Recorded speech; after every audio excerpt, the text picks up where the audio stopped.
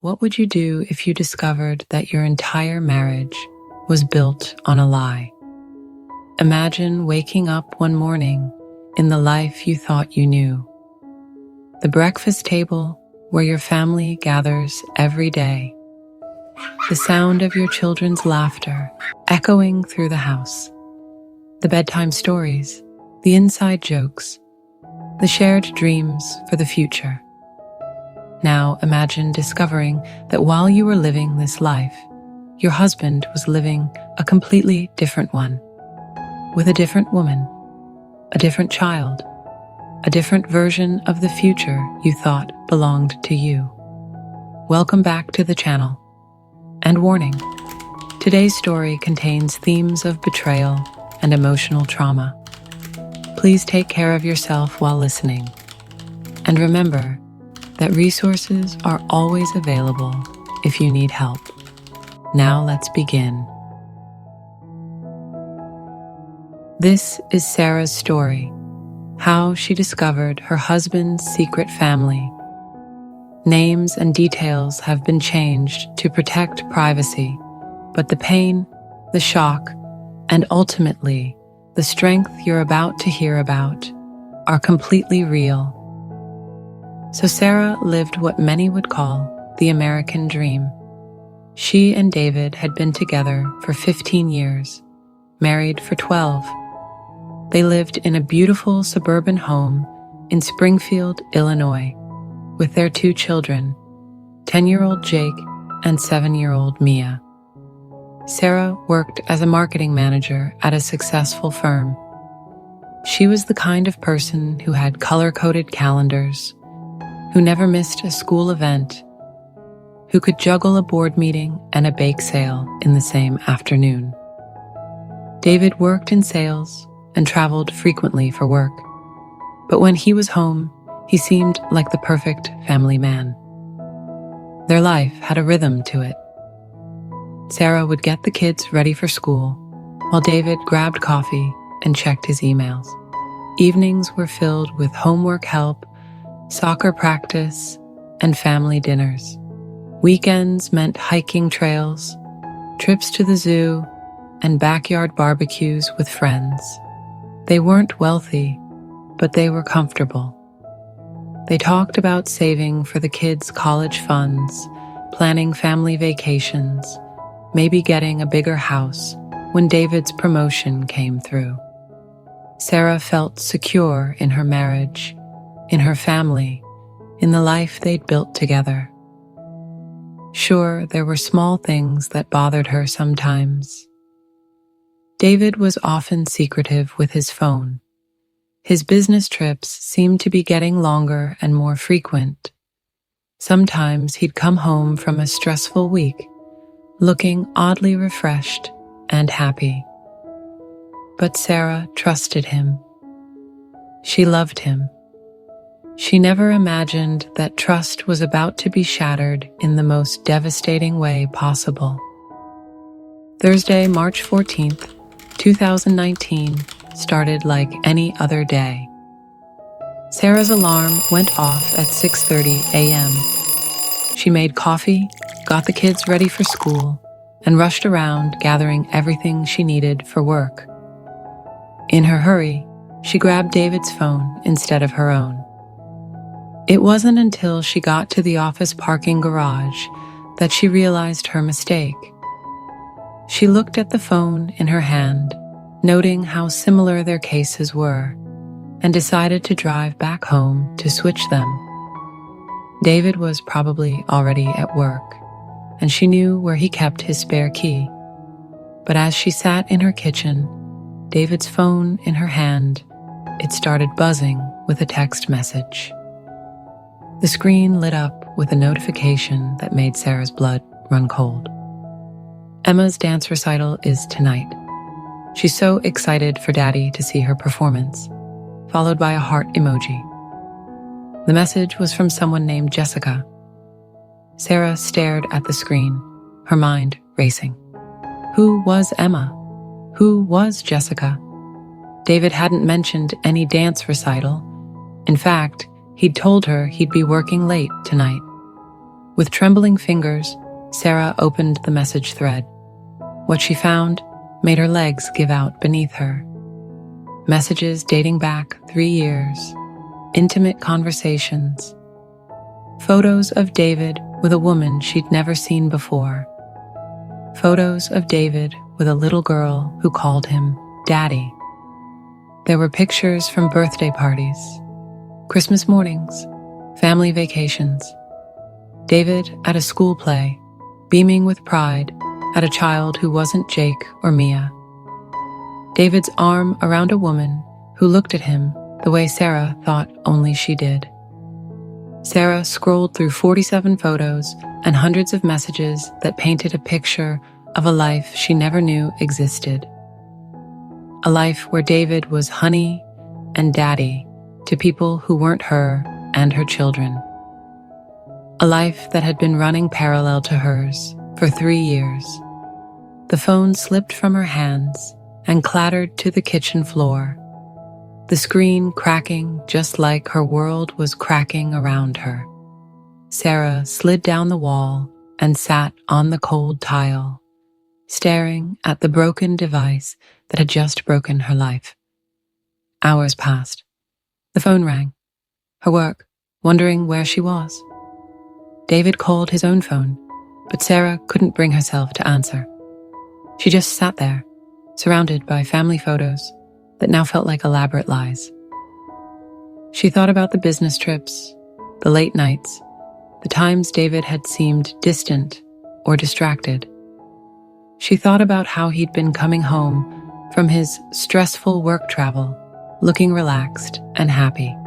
It all made sense now, and that made it so much worse. By the time David came home that evening at 6:45 p.m., calling out his cheerful, "I'm home," Sarah was still sitting on the kitchen floor, the broken phone cradled in her hands, like evidence of a crime.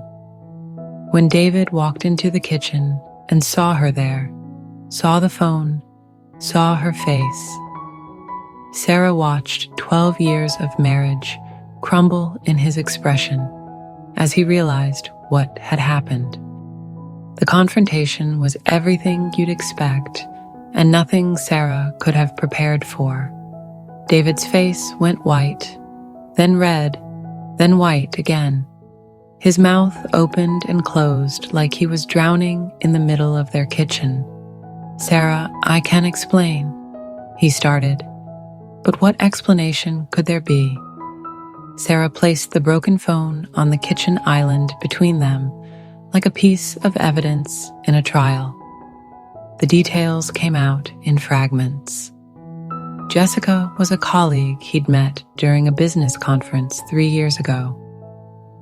Emma was their daughter, now 2 years old. They lived in another city, about 2 hours away. David had been supporting 2 households, maintaining 2 relationships, being a father to 3 children. "I never meant for this to happen," David said, as if love and family were accidents that just befell him twice. "I love you both," he said, as if that made it better instead of infinitely worse.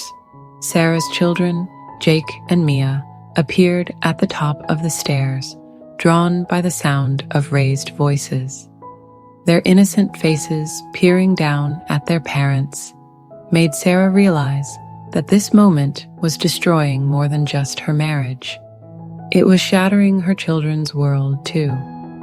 Sarah told David to pack a bag and leave.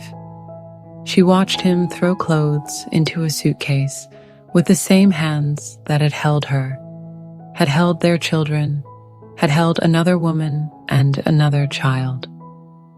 Everything he touched felt contaminated by the lie their life had become. When the front door closed behind him, the house fell silent, except for the sound of their children crying upstairs and Sarah's heart breaking downstairs. The first week was survival mode. Sarah barely slept, barely ate, and somehow still had to maintain normalcy for Jake and Mia. She made lunches, drove carpool, attended work meetings, all while feeling like she was watching someone else's life through a window. The children's questions were the hardest part. Where's Daddy? When is he coming home? Why are you crying? How do you explain betrayal to a 7-year-old? How do you tell your 10-year-old that everything they thought they knew about their family was a lie? By week 3, Sarah had hired a private investigator. She needed to know the full extent of David's deception. What she discovered was worse than she'd imagined. 2 mortgages, 2 car payments, 2 complete lives with detailed financial records showing just how long this had been going on. David had been taking money from their joint savings account to support his other family. Vacations Sarah thought they couldn't afford were happening, just not with her and their children. The family trip to Disney World that David said was too expensive this year. Emma and Jessica had been there just 2 months earlier. Sarah's work performance began to suffer. She'd sit at her desk, staring at her computer screen, unable to focus on marketing campaigns when her entire life was a lie. Friends and family members called, but Sarah couldn't bring herself to answer. How do you tell people that your marriage was fiction? The children's behavior began to change too. Jake became angry and defiant. Mia started having nightmares and refused to sleep in her own bed. Their grades dropped. Their teachers asked questions Sarah wasn't ready to answer. The ripple effects of David's betrayal spread through every aspect of their lives. 6 weeks after discovery, Sarah found herself sitting alone in her car in a grocery store parking lot, crying so hard she couldn't see. She felt like she was drowning, like the weight of keeping everything together was going to kill her. That's when her sister showed up at her door with groceries and concern. "You can't do this alone," she said, and Sarah finally admitted she was right. The turning point came 4 months after Discovery Day, sitting in a therapist's office. Sarah had resisted therapy, feeling like she should be strong enough to handle this on her own. But her sister had made the appointment and literally drove her there. "You didn't cause this," the therapist said during their first session. "You can't control it and you can't cure it. But you can control how you respond to it." Those words became Sarah's lifeline. For the first time since discovering David's betrayal, Sarah felt like she had agency in her own life. Sarah started journaling, writing down her thoughts and feelings instead of letting them consume her from the inside. She joined a support group for women who'd experienced infidelity and betrayal. Hearing other women's stories made her realize she wasn't alone, wasn't crazy, and wasn't weak for struggling. The children started therapy too, learning how to process their father's betrayal in age-appropriate ways.